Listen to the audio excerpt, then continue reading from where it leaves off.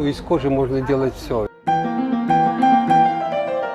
И Юдашкину делал.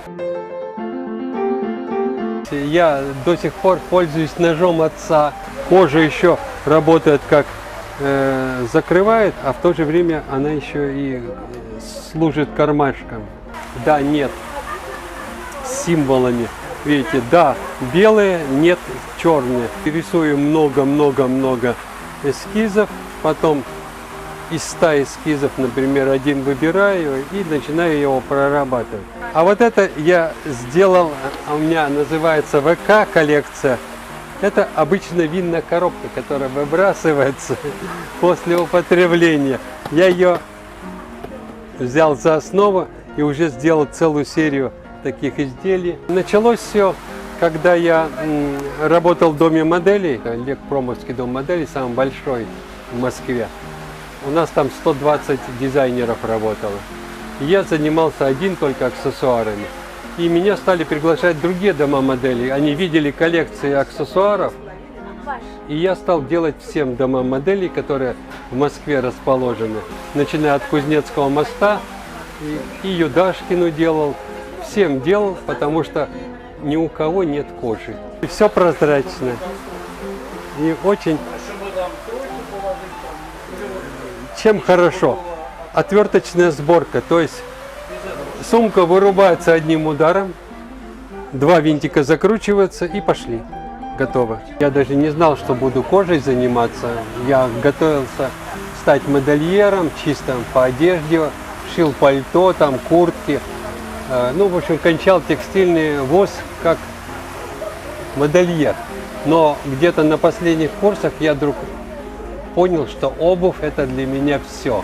Кожа. И начал заниматься обувью. А потом оказалось, что у меня отец всю жизнь шил обувь, дед всю жизнь. Я 3-е поколение обувщиков.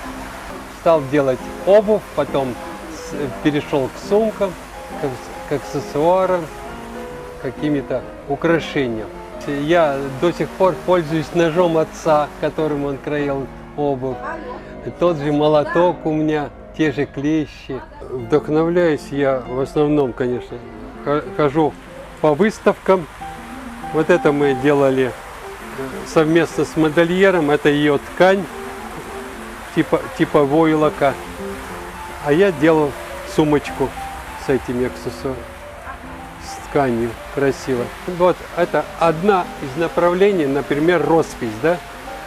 Вот это мы делали к конкурсу Леонардо да Винчи, выставлялись в Лувре. Вот это тоже Леонардо да Винчи.